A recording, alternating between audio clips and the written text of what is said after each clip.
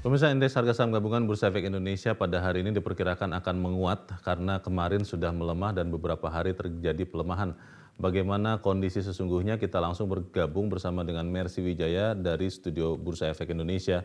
Mercy, di belakang Anda saya lihat sudah hijau indeks harga saham gabungan. Apakah penguatan ini akan terjadi cukup permanen sepanjang hari ini atau memang ini hanya karena technical rebound setelah beberapa hari indeks terus terkoreksi? Mercy. Leo dan pemirsa, analis mengatakan bahwa penguatan pada indeks harga saham gabungan hari ini merupakan technical rebound dan prediksinya pergerakan indeks masih akan cukup sideways hari ini antara 6.500 sampai 6.600. Penguatan pada indeks harga saham gabungan juga searah dengan pergerakan indeks global yang mendapatkan optimisme setelah pemerintah Tiongkok berkomitmen untuk mengembalikan pertumbuhan ekonomi Tiongkok seperti masa pra-pandemi COVID-19, yaitu mencapai 6%.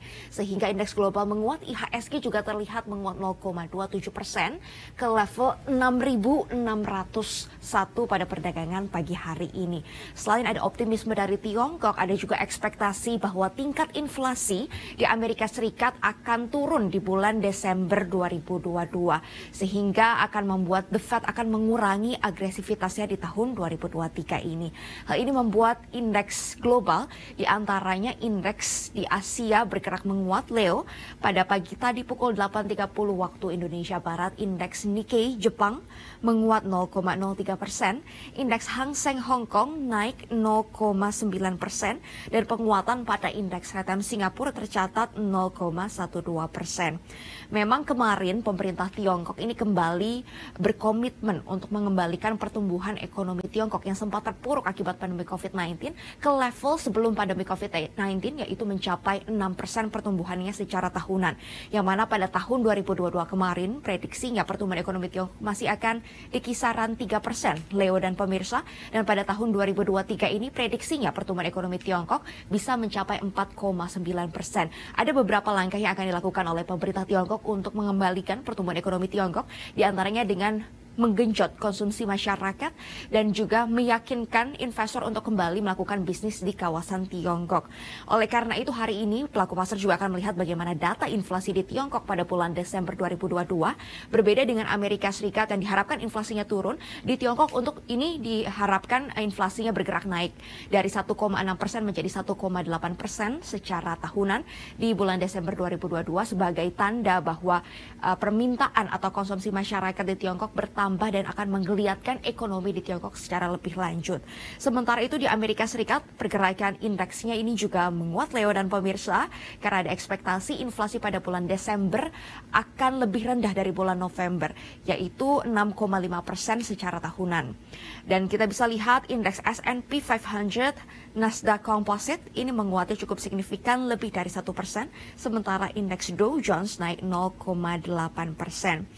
Dan kalau kami melihat sejumlah prediksi, inflasi inti di kawasan Amerika Serikat pada bulan Desember juga diprediksi turun dari 6% ke 5,7%, yang artinya The Fed yang selama ini menaikkan suku bunga untuk bisa menurunkan inflasi, artinya kebijakan dari The Fed ini sudah mulai efektif terlihat, dan harapannya di tahun 2023 ini The Fed tidak akan terlalu agresif.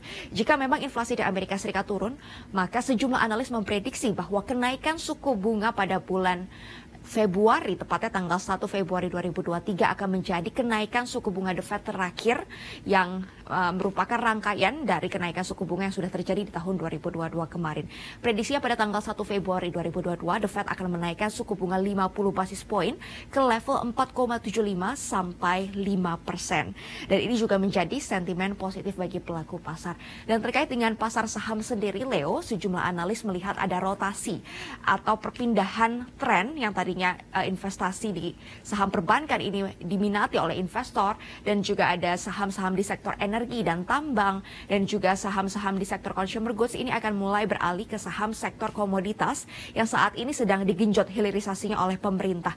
Kemarin juga Presiden Joko Widodo menyatakan ada kemungkinan untuk melarang ekspor tembaga sebagai bentuk komitmen untuk melakukan hilirisasi komoditas di dalam negeri, setelah sebelumnya pemerintah juga melarang ekspor nikel nikel dan juga bauksit. Oleh karena itu saat ini pelaku pasar sedang melihat bagaimana tren pergerakan harga saham yang terkait dengan tembaga di dalam negeri. Sehingga kita akan lihat pergerakan IHSG potensi penguatannya terbatas, namun trennya masih akan sideways atau cenderung flat antara 6.534 sampai 6.644. Leo. Penguatan yang terjadi di indeks harga saham gabungan ini menariknya Mercy juga kelihatannya walaupun kondisinya berbeda, terjadi juga penguatan di nilai tukar rupiah terhadap dolar Amerika, tetapi disebut-sebut ini sebetulnya karena banyak investor asing yang mulai membeli surat utang negara di pasar obligasi. Benar begitu atau seperti apa kondisi rupiah saat ini, Mercy? Ya, Leo, kalau kami memantau memang rupiah mengalami penguatan pagi hari ini 0,36% di level 15.426 rupiah per dolar. Ini juga seiring dengan tren penguatan obligasi pemerintah Indonesia untuk yang tenor 5 tahun. Ini yield obligasinya turun dari 6,6% pekan lalu menjadi 6,4% pekan ini. Dan untuk yang tenor 10 tahun ini juga turun dari 7% pekan lalu menjadi 6,8% pekan ini. Yang artinya obligasi pemerintah Indonesia kembali diminati oleh investor dan kembali menguat dengan adanya penurunan dari imbal hasil obligasi tersebut. Dan juga ada beberapa kebijakan terkait dengan revisi PP terkait dengan devisa hasil ekspor yang akan diperbanyak sektornya oleh pemerintah sehingga akan memperkuat nilai tukar rupiah terhadap dolar Amerika Serikat. Demikian Leo laporan kami dari Studio Bursa Efek Indonesia. Kembali ke Anda di studio. Kita akan pantau terus sepanjang hari ini. Mercy Wijaya melaporkan langsung dari Studio Bursa Efek Indonesia.